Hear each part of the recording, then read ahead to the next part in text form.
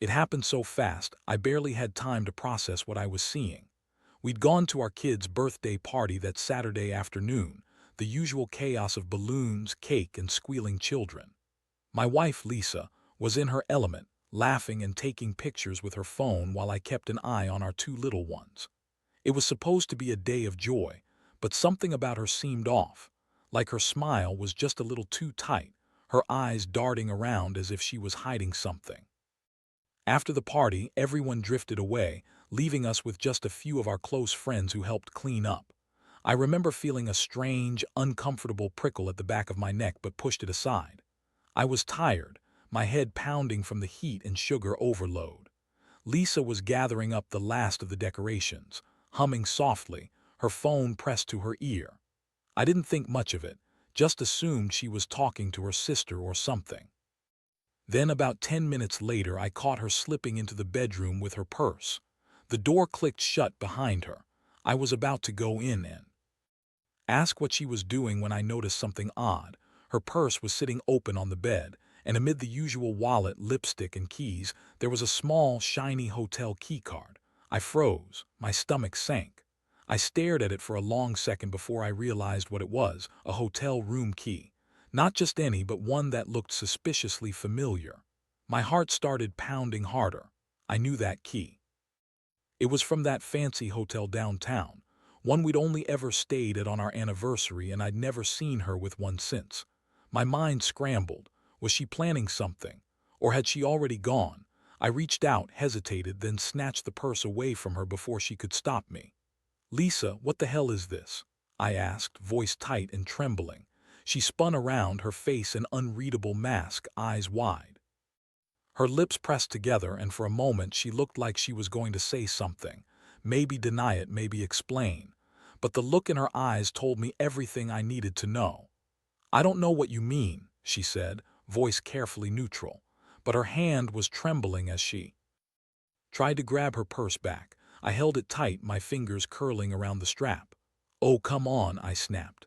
"This is from a hotel downtown. You've been gone all afternoon and now I find this. What are you doing, Lisa?" She took a breath, then shrugged, trying to play it off. "Just some stupid mistake, that's all. I was holding onto it for a friend who stayed there last week. It's nothing." But I wasn't buying it. My stomach twisted painfully, that gut feeling telling me I just uncovered something huge. I looked at the hotel key again, cold, shiny, and unassuming, but the implications were anything but. She looked away, her face suddenly tight with anger or maybe guilt. "You're reading into this way too much," she said, trying to sound casual. "It's just a key. I don't even remember putting it in my purse. Maybe I forgot I had it." I shook my head slowly. "No, that's bullshit, Lisa. You've been acting strange all day, and now I find your hotel key in your purse. Don't lie to me, it's over. I want to know what's really going on." Her eyes flicked to the door, her breathing shallow. She hesitated for a second, then blurted out, "Fine. I was with someone. I met him yesterday, okay? It was supposed to be just a quick drink, but it turned into more. I was planning to tell you." I felt my chest tighten, the rage bubbling up. "You cheated on me with my best man at our kid's birthday party." She flinched, her face crumbling for a moment. "It wasn't supposed to happen like that, I swear. I was stupid. I didn't mean for it to go this far." That's when I knew the truth wasn't just in that hotel key.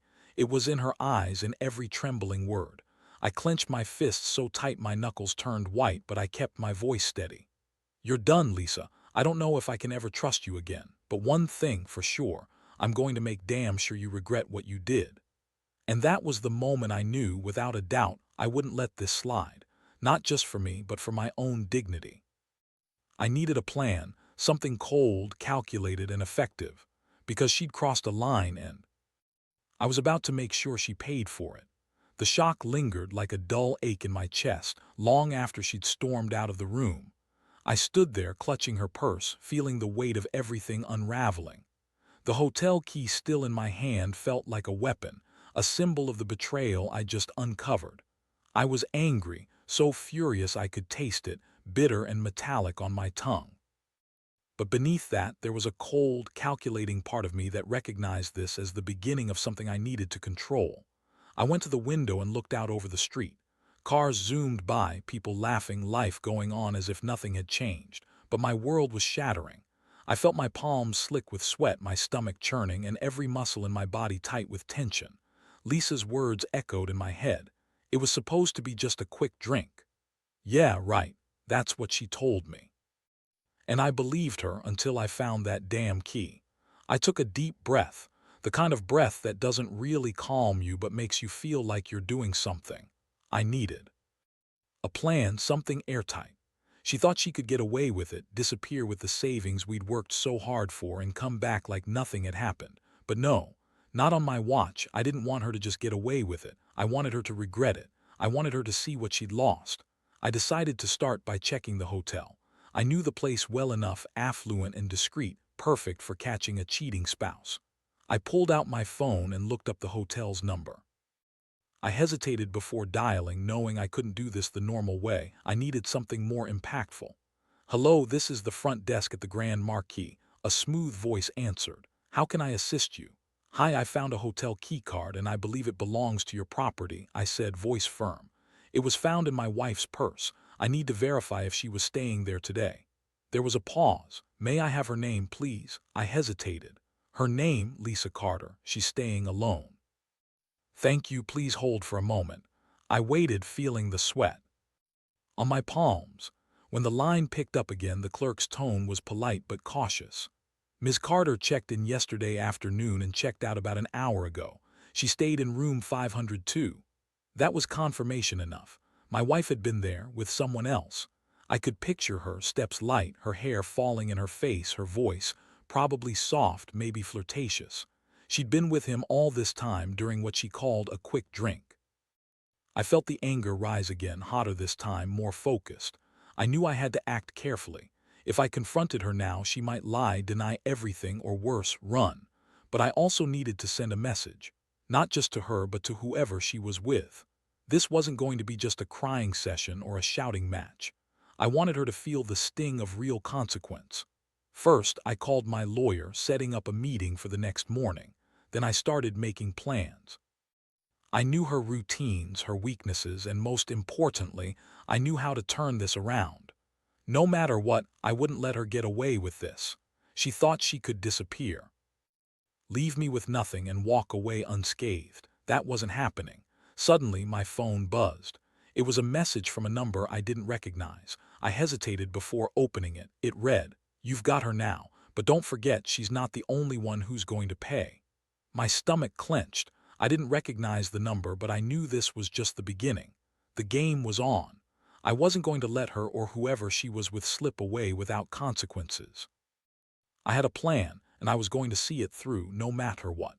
The pieces were falling into place, and I could feel the anticipation building. It was time to make my move, to turn this betrayal into my revenge, and I'd be damned if I let her walk away scot-free. The next morning, I woke up feeling like I'd been hit by a train. My head was pounding, but my mind was clear, clear enough to see exactly what I needed to do. I sat on the edge of the bed, foot tapping, hands clenched into fists. I'd spent the night going over every detail, every possible move, and I knew now that I had to act fast but smart. First thing, I called my lawyer again. "I want to start the process of separation, and I want to freeze our joint accounts immediately," I told him.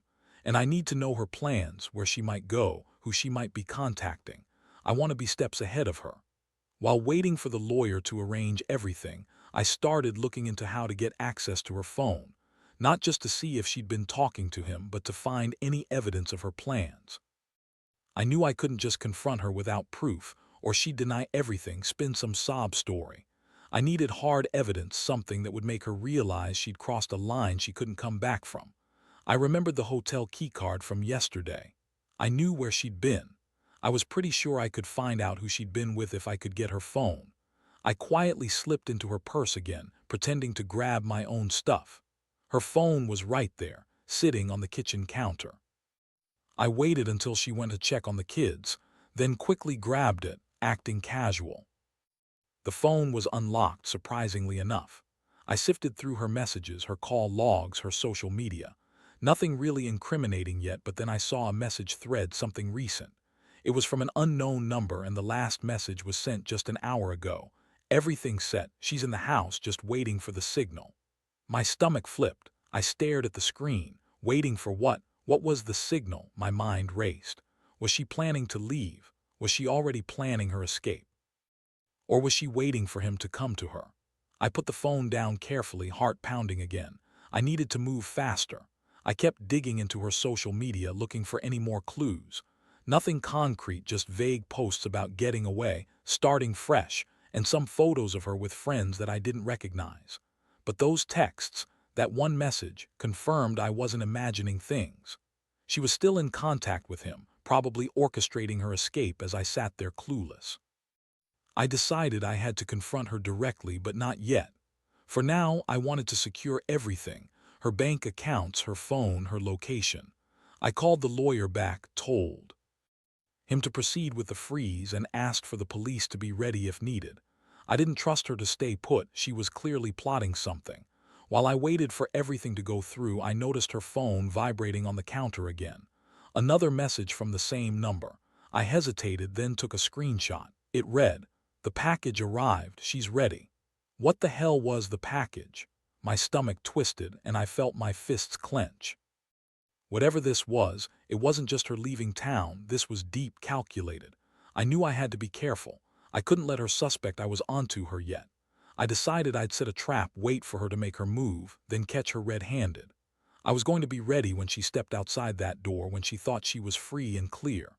She finally came out of the bedroom, acting calm, as if nothing had changed. But I saw her eyes flicker with something else, an edge of desperation, maybe. I forced myself to stay cold. "Lisa," I said, voice steady but icy, "I know what you're doing. I know about the hotel, the messages, everything. And done playing nice." Her face went pale for a second, then she looked away, trying to play it off. "You don't have any proof," she muttered. "Oh, I've got plenty," I replied, pulling out my phone, showing her the screenshots. Her shoulders sagged, and for a moment she looked defeated, but I knew better. She was thinking fast, trying to come up with some excuse, some way to spin it. "Why?" I demanded. "Why did you do this? Leave with our money, cheat on me at our kid's party. Was I not enough?" She looked at me, her eyes glassy. I was stressed. Things weren't going well. I didn't mean for it to get this bad, I swear. I felt a cold rage rising again. "No more excuses. I've made up my mind. You're leaving, Lisa. Tonight you're out of this house. And I'm going to make sure everyone knows exactly what kind of person you are." Her face twisted. "You're not serious. You can't do this." "Oh, I will," I said, voice low and dangerous. "Because I've planned my revenge from the moment I saw that damn hotel key. You're not just walking away with my life, you're going to regret it." As I watched her sink into silence, I knew this was just the beginning. The wheels were turning, and soon enough I'd be making my move. I had the evidence, the plan, and the resolve. Nothing was going to stop me now. The evening rolled in like a dark cloud pressing down on me. I'd spent the day gathering every piece of evidence I could, screenshots, texts, even checking her recent bank transactions. My mind kept circling back to that message about the package, and I knew I had to act fast before she slipped away completely. I wasn't just angry anymore, I was determined. She crossed a line, and I was going to make her pay. I sat in the living room, waiting, feeling the weight of every second. My phone buzzed again, another message from that unknown number. This time it read, "She's ready. We're waiting for your call." My stomach clenched. They were gunning for this to go down on my terms, and I had to be ready. I took a deep breath and grabbed my phone. I dialed the number. "This is him," I said, voice steady but cold. "Tell her I'm ready. I want her to come out now." The line went quiet for a second, then a muffled voice responded, "She's on her way. Just don't try anything funny." I hung up, feeling a strange mix of adrenaline and dread. Whatever they were planning, I knew I had to be prepared. I stepped outside into the cool night air, the porch light casting long shadows across the yard. The house was silent apart from the distant hum of traffic. I could hear my pulse pounding in my ears, each beat echoing how badly I wanted this to end, one way or another. Just then the front door cracked open. Lisa stepped out, her face pale but determined. Her eyes flicked around, scanning the street, then landed on me. For the first time I saw the fear lurking behind her bravado. She knew what was coming. "Is this really how you want to do this?" she asked softly, her voice trembling. I took a step closer, my fists clenched. "You're leaving tonight. No more lies, no more hiding." I've got everything I need to make sure you regret it." Her lips pressed into a thin line. "You don't understand," she whispered. "There's more to this. I was desperate. You wouldn't listen." "Save it," I snapped. "You've already said enough. You're out of this house. And if I find out you're trying to run, I swear I'll make sure you regret it for the rest of your life." She looked at me, her eyes glossy with tears, but there was something else, resignation maybe, or a faint glimmer of hope she was trying to cling to. Either way, I knew she realized she'd pushed too far. I felt my jaw tighten. This wasn't just about her cheating, it was about control, betrayal, and justice. Suddenly, the sound of a car pulling up broke the silence. I saw headlights flare in the driveway. My stomach sank. They arrived. I prepared myself to see them step out, those shadowy figures I'd been communicating with all day. As the car door swung open, two men stepped out. They looked tough, calm, and professional. One handed me a small device. "This will record everything," he said quietly. "When she walks into the trap, we'll be ready." I nodded. "Good, let's get this over with." Lisa's eyes widened as she saw them approach. "No," she said, voice rising. "You don't have to do this. I'll come with you. I'll leave. Just don't do this." One of the men moved closer. "Ma'am, stay calm. This is for your protection." She looked defeated now, her shoulders slumping. She raised her hands, trembling. "Fine, I'll go. But you better remember I didn't want it to come to this." I watched her walk toward the car, her steps slow and heavy. Every nerve in my body screamed satisfaction, but I kept my face neutral. I'd learned long ago that revenge was best served cold. As she climbed into the vehicle, I handed over the keys I'd collected earlier. Her eyes flicked to me with a mixture of anger, regret, and something unreadable. I simply said, "Goodbye, Lisa. I hope you think long and hard about what you've thrown away, because this isn't over yet." She looked away, tears streaking her cheeks, and the car sped off into the night. I stayed on the porch, the cool air filling my lungs, feeling a strange calm settle over me. I'd done what I could. The wheels were in motion now, and I knew this was just the beginning. I turned back inside, closing the door behind me. Sitting in the silence, I finally let myself breathe, knowing I'd won the first round. Whatever came next, I was ready. That night I learned one thing: sometimes justice isn't about shouting or revenge in the moment. It's about patience, planning, and knowing exactly when to strike. And now I had that. The aftermath hit harder than I expected. The house was empty now, and the silence was deafening. I sat on the couch, the evidence and plans swirling around in my head like a storm I couldn't quite control. The adrenaline was subsiding, replaced by a strange emptiness that felt more bitter than rage. I kept replaying her face as she left, the way her shoulders sagged, the flicker of regret I saw just before she turned away. I'd handed over the keys, told her to leave, and watched her drive off. What I hadn't realized then was how heavy that victory would feel later. I thought I'd feel relief, maybe even satisfaction. Instead, I felt hollow and exhausted, the kind of tired that seeps into your bones after a long fight. I'd won the battle, but the war wasn't over. The days that followed were a blur. The police had come and gone, taking statements, collecting evidence, and confirming what I already knew: Lisa wasn't coming back anytime soon. I'd also filed for divorce. I didn't want her in my life anymore, not after what she'd done. But even with all that, I couldn't shake the feeling that I'd left pieces of myself behind in the process. One night, sitting alone in the dim glow of the living room, I finally allowed myself to think about what this all meant. My stomach churned when I remembered her face, so fragile, so defeated, yet I knew deep down she'd been planning this for a while. She'd been orchestrating her escape, manipulating everyone around her. I'd been naive to think it was just a moment of weakness, just a fling. No, this went far beyond that. I looked around the empty house, taking in the silence. For a moment, it felt like I was looking at a stranger's life, not my own. I'd been blindsided, yes, but now I saw clearly. She'd betrayed me, lied to me, and taken everything we built, our savings, our family, my trust. She'd shown her true colors, and yet, amidst the bitterness and disappointment, I also felt a strange sense of power. I'd set the trap, played my hand, and made her walk straight into it. That was real control, real revenge. But what made it sting the most? Knowing she'd leave, probably never look back, and I'd be left to pick up the pieces. I remembered the message I'd received that night from that mysterious number. "You've got her now, But don't forget, she's not the only one who's going to pay. I dismissed it at the time as a prank, but now I wondered, was there more to this story? Did someone else have a stake in her betrayal? Or was this just her way of throwing the blame on someone else? I knew I needed closure. I couldn't just sit here and let this eat me up. I decided to start rebuilding slowly. I contacted a divorce lawyer, scheduled a session, and started sorting through the chaos of my finances. The house felt less like a home and more like a monument to what was lost.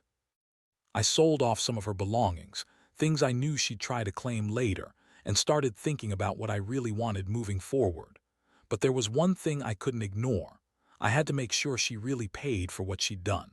Not just financially, but emotionally. I wasn't content with just a divorce. I wanted her to feel the pain, regret, and betrayal echo through her forever. That's when the idea of a different kind of revenge started forming. A final, calculated move that would leave a mark she wouldn't forget. I knew the details now, her routines, her weaknesses, but I also knew I had to be careful. I didn't want to tip her off until I was ready. I pored over every detail, every possible weakness. She'd always been reckless with her social media, posting moments of happiness, seemingly carefree. That was my opening. I decided I'd use her own pride against her. I knew she'd want everyone to think she was the victim, the one who escaped unscathed. That was her biggest mistake. I crafted a plan to expose her to everyone she cared about, to show her that her lies wouldn't remain hidden forever. It was time. She felt the sting of her own betrayal reflected back at her, magnified and undeniable. I'd leave her with nothing but her own guilt. Late at night, I sat at my computer preparing everything. The evidence I'd collected would be my weapon: screenshots, bank records, her own social media posts. I also reached out to a few friends who had always disliked her, just to gauge their reactions. I didn't want to do anything impulsive. This was about making her face her own cruelty, not just hurting her for hurting me. As I clicked send on the final email, I felt a strange mixture of satisfaction and dread. This was the end of one chapter, but the start of something new. I'd finally taken back control. I knew I wouldn't forget what she'd done, but I was ready to move on. Because sometimes, the only way to truly reclaim yourself is to make sure the person who betrayed you understands exactly what they lost, and that you're not afraid to make them pay the price.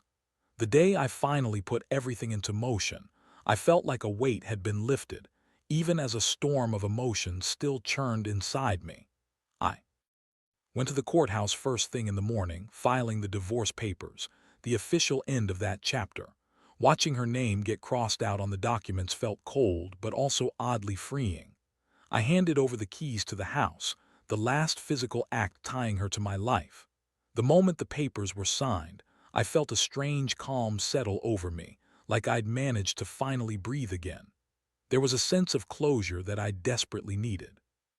It wasn't just about the betrayal anymore. It was about reclaiming my dignity, my future, and most importantly, my peace. I carefully packaged all the evidence I'd collected: screenshots, bank statements, the social media posts she'd made to try to cover her tracks, and delivered everything to the lawyer.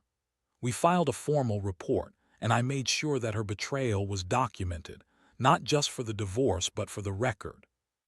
Later that afternoon, I sat in the quiet of the house, letting the silence sink in. I'd done everything I could to make her see the consequences of her actions, exposing her to everyone she cared about, stripping away her lies and removing her from my life. I didn't want her to think she'd gotten away with it, because she hadn't. Not really. The final piece of my revenge was a simple, stark act. I took her phone, unlocked it, and deleted every trace of her from my digital world. I changed all my passwords, blocked her on social media, and wiped the last remnants of her presence from my life. I knew she'd try to spin this or get revenge, but I also knew I'd sealed my part of the story. As I looked around the house, now eerily quiet, I realized how much lighter I felt. The betrayal had cut deep, but I'd managed to turn pain into strength. I'd taken control, refused to let her define me any longer. That night, I sat outside on the porch, watching the stars. The breeze was cool, and the only sounds were distant cars and the occasional call of a night bird. I thought about everything that had happened, the deception, the betrayal, the revenge, and I finally allowed myself to feel something I'd been suppressing: hope. I knew I'd be okay. I'd lost a lot, but I'd gained clarity. I'd learned that sometimes the greatest revenge is simply walking away, standing strong and rebuilding from the ashes of betrayal. And I wanted other people to know this, that no matter how deep the hurt, no matter how betrayed you feel, you don't have to be a victim forever. You have power. You just have to find it, use it wisely, and never let someone take away your future. So if you're in a similar mess, remember, the best revenge isn't petty. It's taking control, walking away, and making damn sure they see what they lost. Because in the end, that's the real victory.